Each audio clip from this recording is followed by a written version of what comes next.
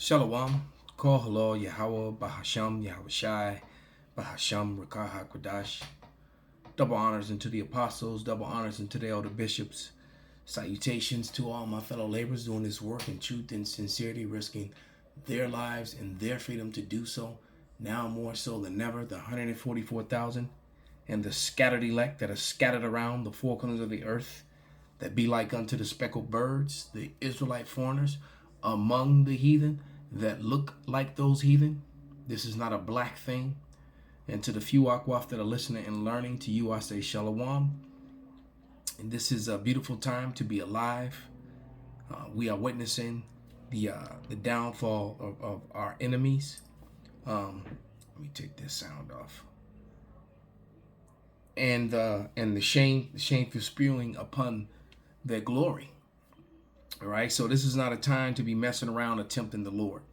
You know, Apostle Ramlab, did a short video with a very important message about brothers who don't listen to wise counsel, or ignore, scoff wise counsel, and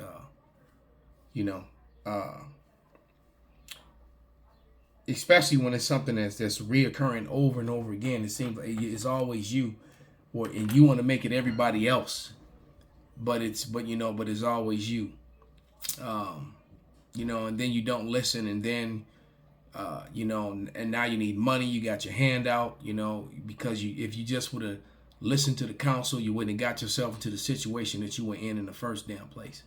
So, brothers, time is too short, man. And like he said, that sort of behavior, this is not the time that you want to be discommunicated from the church. Now, if you really are truly a man of the Lord, you're going to do the work regardless. If you really are truly a man of the Lord, you believe in this thing, but to be a part of the gospel that it is in the Bible, there were standards that it took, to serve with Peter and Paul. All right. There's going to be standards to serve in Great Millstone. All right. You don't have to be Great Millstone. All right. But you got to do that work.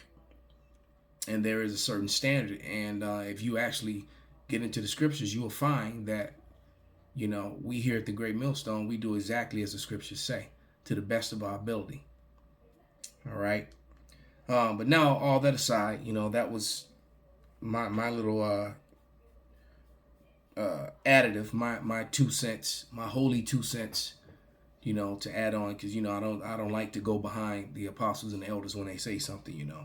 I just don't feel right doing that. It's already been said, but that was something that was needed to be said, especially to one particular individual who knows that I'm talking, mainly to him at this point. There's other brothers out there too, that can need to, really examine yourself and, and consider. All right. But I was just watching the beloved brother ICR, for Charlotte. They were on live, and they had a clip or some articles from this Unheard TV and how the white Christian church is arming themselves and how they need to take back America. And the problem is why. And then they gave a statistic on how many white people are leaving Christianity and don't believe in the Bible anymore. That's because the truth is out. They've a lot of them have come to the understanding that though they may hate the Hebrew Israelites, they know that a lot of things that they're saying is true, and a lot of them have come to the understanding that that they are Edom and that the Bible is not for them, and that's only something that's going to continue to grow. All right, Christianity is as dead as the dollar, and it will show itself to be that soon enough as these calamities continue to fall upon the earth. Because right here on this Unheard, this video right here, the first one, it's he's this Eris Rusinos, he's talking about this ethnic conflict in Britain. Well, what he really don't want to say is just basically it's a race riot. It's and which is also going to turn into a civil war. I mean, they're stabbing, people throwing acid and gasoline on each other, hitting each other in the head with hammers. They they don't really have firearms over there, so they do more of the ancient style of battle, which is just as worse. A knife, yeah, I think it can be even more dangerous than a gun because it's quiet. You know, you could actually, especially if you can get the jump on someone and sneak up on them. You could do a lot of damage with a knife, and a group of people with knives. You know, in the dark could be very dangerous. All right, walking around throwing acid and gasoline, lighting people on fire and stabbing them up. It's insane, but it's going down pretty bad in there. When I was reading about it and listening to it, it made me think about that opening scene in the movie Gangs in New York. When the native, well, they weren't natives, but when the Edomites, the English Edomites here in America were fighting against the Irish Edomites that were coming over in the mid 1800s. And they had a big Christian versus Catholic Christian fight, at the 5 Points where the barrels meet in New York. And it was a pretty bloody battle because they opted to fight the old way, no guns. All right. Which these cowards today would fail horribly, would fail miserably, because the youth today, the younger people, for the most part, they have not the skill nor the courage to fight. But I've ranted enough. Let me get into some scriptures before I get into these videos. And basically, this is all over the controversy of Zion. And matter of fact, I'll open right up to it. And that's why all these things are happening. Because, the Lord is establishing who his people really are. And, Zionism and Judaism and the whole, the Amalekite thing is being put on blast. The world knows that they're not the people. And many of them at this point know that they're not the people. And they can only keep up this charade. They commit, heinous crimes over and over again. And, all in the name of a lie. This is Isaiah 34:8, and it reads, "For it is the day of Yahweh's vengeance, and the year of recompenses for the controversy of Zion." So when you actually observe, prophecy, all right, there's no way on Yahweh's green earth that these people could be the people of the Lord. All right, because you have to remember the scriptures clearly state that when Israel goes home, there would be peace on earth. There will be no more weapons. They will live in peace and safety alone. These people are far from safety. World War III is on the verge of happening because of them and surrounding them. They're going to be right in the middle of it. And when the Israelites go home, it will primarily be the kingdom of heaven, and all nations will be subject unto them in righteousness and going to them to learn. Well, they're not going to these people to learn. They're going to these people to destroy them. All right, which is prophecy. All right, Ezekiel tells you that the Edomites, the Amalekites, would the nation of Amalek would get the land of Israel in the last days. It tells you in Isaiah 63, okay, that upon the return of the Lord, the Edomites will be the ruling class people. Okay, so matter of fact, let's go there first. Let's go back to Isaiah 63. I think it's either 63 or 65. I'm pretty sure it's 63. Yeah, 63. And once it's even saying here that his vengeance is in his heart, just like in Isaiah 34. Matter of fact, let me just make a little note there.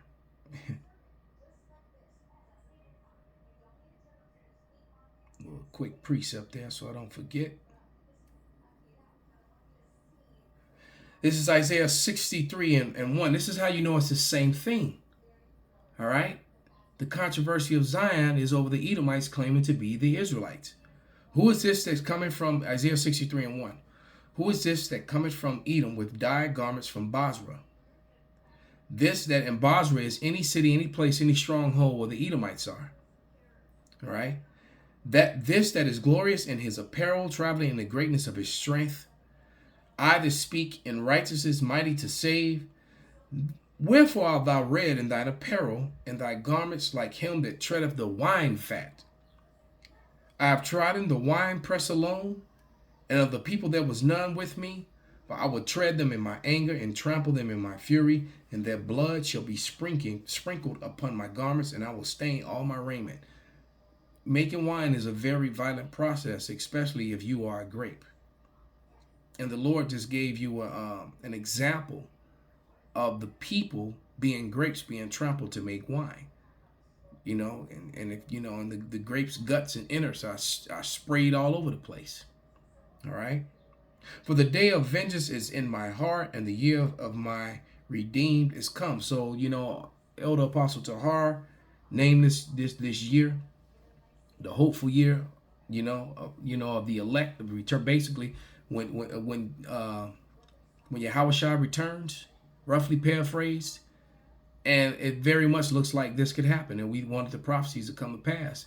And through the prayers of the men of the great millstone and the affiliates praying in the proper Hebrew, putting up the curses, look at what continues to keep happening to this society, which is why they really want to shut down the internet and keep calling it disinformation and misinformation, because the truth about who the Israelites is coming out. It's already come out. It's a flood of it on the internet, and you cannot get rid of it. You can't turn it back. All right. So let's go to the prophecy of the crime of the taking of Israel and the heritage of the Israelites by the Edomites. Ezekiel 36:2. Thus saith the Lord power, because the enemy have said against you, aha, even the high places are ours in possession. And there's a particular race of people, a particular group of people, that it is normal, part of their culture to say, aha. Right. Ezekiel 36:5. Therefore, thus saith the Lord power, surely in the fire of my jealousy have I spoken against the residue of the heathen, and against all Idumea, which have appointed my land into their possession with the joy of all their heart, with despiteful minds to cast it out for a prey. All right. So they've appointed this land into their hands and casted it out for a prey, claiming to be a people that they're not, when the world knows that they are of the Khazars. And the Khazarians, for you low-level people who still can't seem to get the true understanding, the Khazars are not Japhet. The Khazars were Edomites living in Japhet's land. The Edomites took over most of Asia, the portion of Asia that you call Europe, and the portion of Asia that you call the Middle East. All right, Western Asia was taken over by Edomites during the Renaissance. At the time of the Renaissance, they came back into power after being on the bottom for 1,000 years when so-called black people ruled, and there's all the evidence that was left behind to prove it. So let's bring out some receipts now that I said it. And we'll play this video from TikTok. And let's get the sound. Cesare Borgia, an E13. Right, so here we go. Cesare Borgia. Who was Cesare Borgia? Cesare Borgia, an E13 September 1475 to 12 March 1507, was an Italian cardinal and condottiero, or like some would say, a mobster. He was an illegitimate son of Pope Alexander VI and member of the Valencian House of Borgia. His fight for power was a major inspiration for the book The Prince, by Niccolo Machiavelli. The Borgia family was famous for the enormous amount of political power they wielded in the 14th and 15th centuries, particularly within the papacy. They were often accused of crimes like simony, nepotism, murder, and incest. However, in an effort to keep black slaves oppressed so that they could sustain their rulership in Rome, Pope Alexander VI hired Leonardo da Vinci and Michelangelo to paint all of the images of the Black Christ in Europe in the image of his son Cesare Borgia. Since both of these artists were well known, a competition broke out between the two to see who could impress the Pope more by making a new image of the Pope's son that would deceive the world into thinking that Cesare was Jesus. And I've read that book. So the majority of the images displaying the white European-looking Jesus that we see in paintings today at churches and Christian stores is actually a picture of Cesare Borgia, not the Messiah. But Leo and Michelangelo didn't just stop there. They painted all of the people of the Bible to be white, deceiving the entire world of what the people of the book really looked like. Over time, these false images have saturated the minds of the masses to such a degree that the notion of the Messiah being black sounds like a lie. Many people, especially the black people, regard the notion of the Messiah and the disciples being black as an attempt to instill black pride in our race, rather than considering if it could be true or not. That's the excuse they use. Biblical proportions, characters that many have read about. They are all black. This revelation, this undeniable truth stands before us not as a contradiction to our faith. Russia, from this day forward, let us proclaim our nation under the guidance of Black Jesus. It's only been days now, the 23rd of this month of March, 2024, since the Russian President Vladimir Putin addressed the nation in Moscow. In a resounding video, today, Vladimir Putin reveals to the world a secret that Europeans have been hiding from Africans for more than a millennium. From Israelites, not That the person of the name, Africans. Jesus, was black. as some of us should already Africans have are known, when Hamites, the European enemies to the Renaissance Israelites, a happened, different all the dark global race of images were people. seized and whitewashed by Michelangelo and Leonardo da Vinci. These are the pieces that for centuries were anchors for spirituality in Russia. Icons installed magnificently in churches, privately. So, you know, that's enough on that.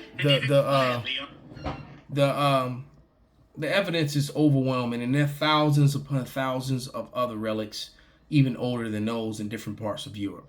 Italy, Sweden, Denmark, Amsterdam, France, Portugal, wherever you go. All right, there's and those were the ones that came out of Russia. So the evidence of what we say, they love the y'all was kings and shit. It's the evidence is overwhelming. And what I've learned is that with Edomites, when you expose something and you give receipts, you give evidence, they just ignore that evidence as if it's not even there. The same way they do it in the news media. All right, when you bring up evidence that breaks down or destroys the false narrative that they're pushing, they'll just ignore it, or they'll just pass it off as misinformation or disinformation. Cognitive dissonance, just denial. And it says they're like the deaf adder. And that's exactly what it is. So I'm gonna read actually there's a little more to that video. They are considered a pathway to You know prayer. Icons dating back to the 14th century brought together from private collections across Russia. Oh, well, that was the end of it. Okay. So I got a couple scriptures in mind.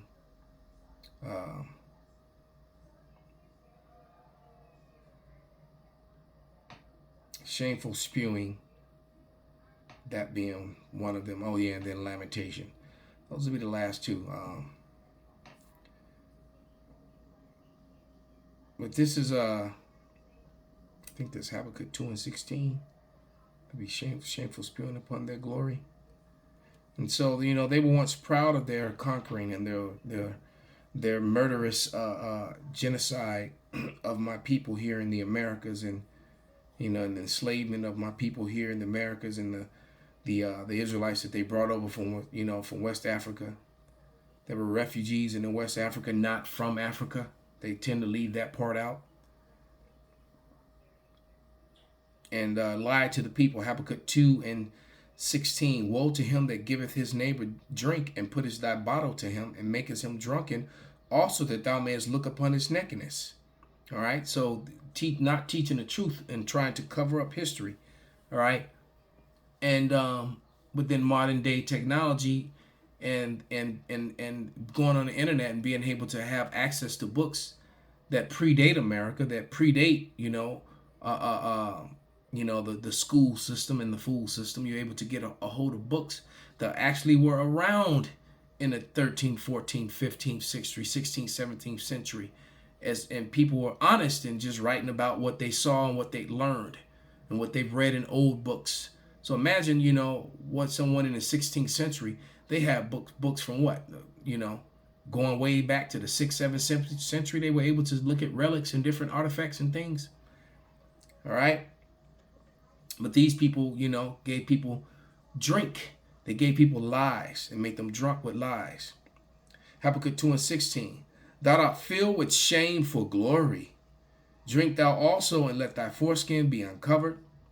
The cup of Yahweh's right hand shall be turned unto thee, and shameful spewing shall be upon thy glory. So now they're ashamed, That's why you had, these last couple, they started naming factual history CRT.